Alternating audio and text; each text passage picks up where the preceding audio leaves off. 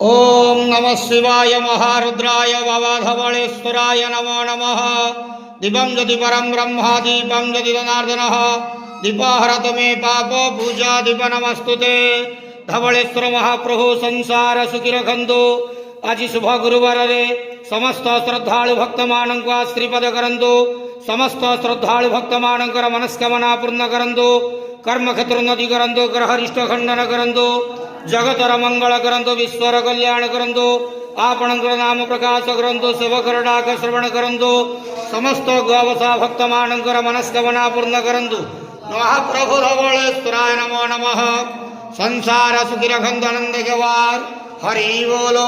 आज शुभ गुरुवार रे समस्त श्रद्धालु भक्त मानक श्रीपद करंतु आनंद गवार हरि बोलो।